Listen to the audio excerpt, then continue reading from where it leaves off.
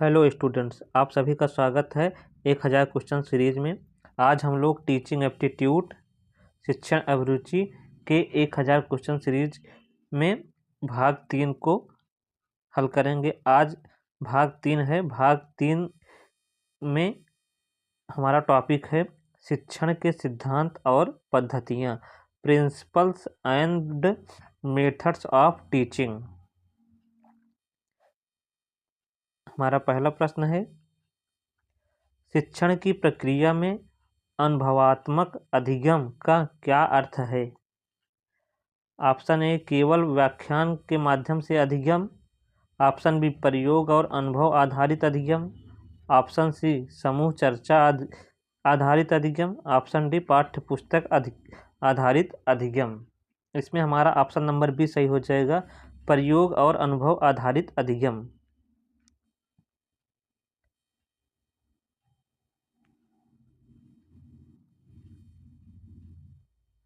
कौन सी शिक्षण विधि छात्रों में स्वायत्तता को बढ़ावा देती है?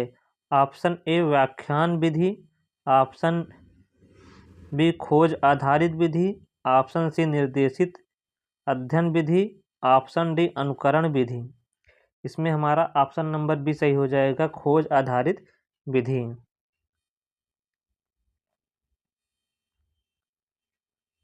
संचार कौशल का शिक्षण में मुख्य उद्देश्य क्या है? ऑप्शन ए छात्रों को अनुशासित बनाना, ऑप्शन बी शिक्षण को प्रभावी बनाना, ऑप्शन सी छात्रों को प्रश्न पूछने से रोकना, ऑप्शन डी केवल शिक्षकों को सुविधाजनक बनाना। इसमें हमारा ऑप्शन नंबर बी सही हो जाएगा, शिक्षण को प्रभावी बनाना।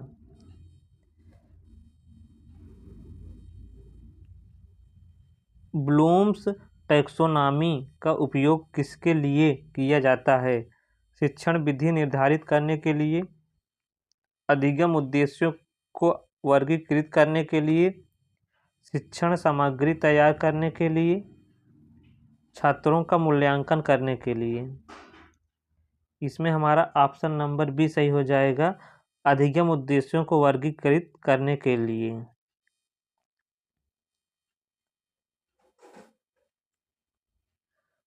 शिक्षण में अनुकरणीय विधि का उपयोग किसके लिए किया जाता है? पाठ्यक्रम समझाने के लिए, व्यवहार का मॉडल प्रस्तुत करने के लिए, अनुशासन बनाए रखने के लिए, परीक्षा की तैयारी करने के लिए। इसमें हमारा ऑप्शन नंबर बी सही हो जाएगा, व्यवहार का मॉडल प्रस्तुत करने के लिए।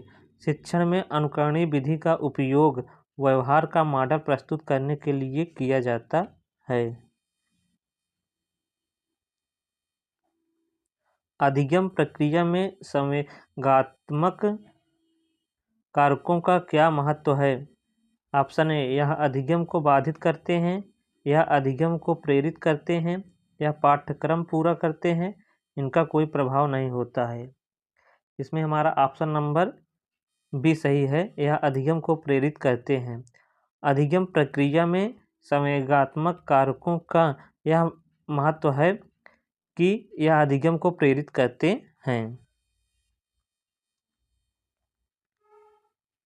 निर्देशित खोज विधि का उपयोग कब किया जाता है?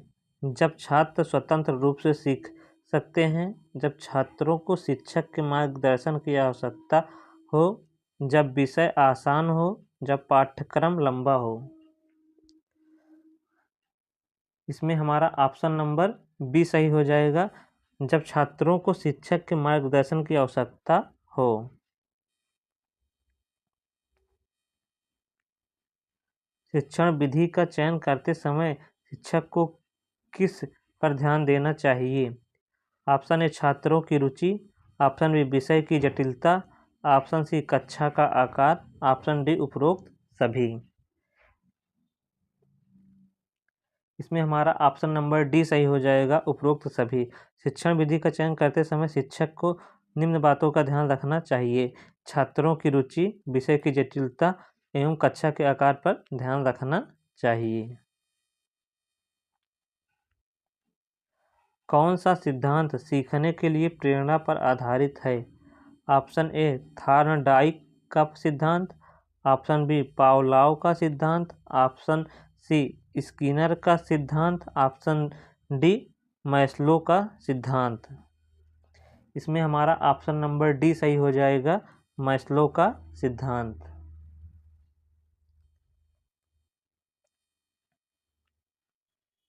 शिक्षण प्रक्रिया में कार्य योजना का उद्देश्य क्या है? ऑप्शन ए शिक्षण को व्यवस्थित करना, ऑप्शन बी छात्रों को कार्य सौंपना, ऑप्शन सी विषय को सरल बनाना, ऑप्शन डी छात्रों का मूल्यांकन करना। इसमें हमारा ऑप्शन नंबर ए सही हो जाएगा, शिक्षण को व्यवस्थित करना। समूह चर्चा विधि का मुख्य उद्देश्य क्या है? ऑप्शन ए छात्रों में अनुशासन बढ़ाना, ऑप्शन बी छात्रों में संवाद कौशल का विकास करना, ऑप्शन सी छात्रों को अधिक गृह कार्य देना, ऑप्शन डी छात्रों को अकेला छोड़ देना। इसमें हमारा ऑप्शन नंबर बी सही है, छात्रों में संवाद कौशल का विकास करना।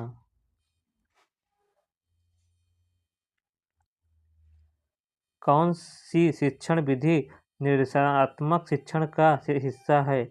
ऑप्शन ए स्वतंत्र अध्ययन विधि, ऑप्शन बी व्याख्यान विधि, ऑप्शन सी प्रयोगशाला विधि, ऑप्शन डी परियोजना विधि।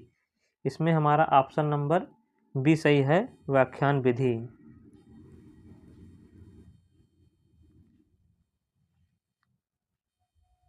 गेस्टाल्ट सिद्धांत का मुख्य फोकस किस पर है? अधिगम में पुनर्बलन पर, अधिगम में संपूर्णता और धारणा पर, अधिगम में अनुकरण पर, अधिगम में प्रेक्षण पर। इसमें हमारा ऑप्शन नंबर बी सही है, अधिगम में संपूर्णता और धारणा पर।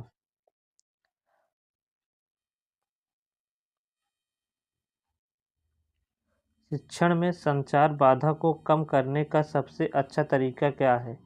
छात्रों को अधिक प्रश्न पूछने के लिए प्रेरित करना, कठिन शब्दों का उपयोग करना, शिक्षण सामग्री को सरल और स्पष्ट बनाना, छात्रों को अधिक लिखने देना। इसमें हमारा ऑप्शन नंबर सी सही है, शिक्षण सामग्री को सरल और स्पष्ट बनाना। शिक्षण में संचार बाधा को कम करने के लिए सबसे अच्छा तरीका यह है कि शिक्षण सामग्री को सरल और स्पष्ट बनाना। शिक्षण विधि का सही चयन किस पर निर्भर करता है?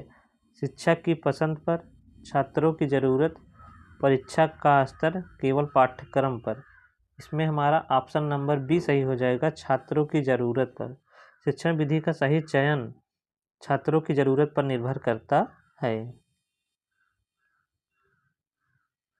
शिक्षण प्रक्रिया में निर्देशात्मक शिक्षण का क्या उद्देश्य है? छात्रों को स्वतंत्र बनाना, छात्रों को मार्गदर्शन प्रदान करना, छात्रों को अनुशासन सिखाना, छात्रों को पढ़ाई के लिए बाध्य करना। इसमें हमारा ऑप्शन नंबर भी सही हो जाएगा, छात्रों को मार्गदर्शन प्रदान करना। शिक्षण प्रक्रिया में निर्देशात्मक शिक्षण का यह महत्व है कि छात्रों को मार्गदर्शन प्रदान करना।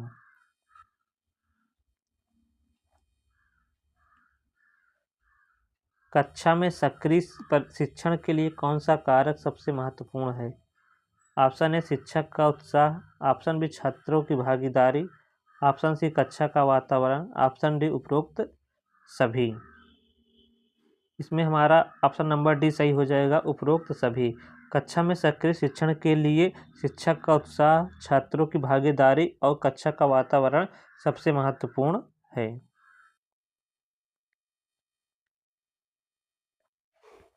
मल्टीमीडिया शिक्षण का उद्देश्य क्या है? शिक्षकों का कार्य कम करना, शिक्षण को रुचिकर और प्रभावी बनाना, छात्रों को अधिक सामग्री प्रदान करना, छात्रों को केवल परीक्षा की तैयारी कराना। इसमें हमारा ऑप्शन नंबर बी सही हो जाएगा, शिक्षण को रुचिकर और प्रभावी बनाना। मल्टीमीडिया का उद्देश्य यह है कि शिक्षण को रुचिकर और प्रभावी बनाया जाए।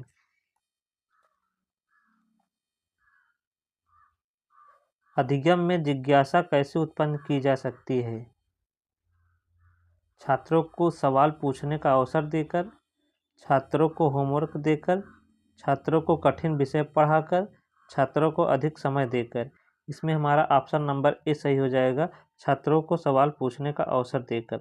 अधिगम में जिज्ञासा छात्रों को सवाल पूछने का अवसर देकर उत्पन्न की जा सकती है। कक्षा में नवाचार शिक्षण का क्या महत्व है? ऑप्शन ए पाठ्यक्रम को तेजी से पूरा करना, छात्रों की रचनात्मकता और कौशल का विकास करना, छात्रों का कार्य आसान करना, परीक्षा परिणाम सुधारना। इसमें हमारा ऑप्शन नंबर बी सही हो जाएगा, छात्रों की रचनात्मकता और कौशल का विकास करना। कक्षा में नवाचार शिक्षण का यह महत्व है कि छात्रों की रचनात्मकता और कौशल का विकास करना है। अगर आपको हमारी क्लास पसंद आई हो तो वीडियो को लाइक करें तथा चैनल को सब्सक्राइब करें।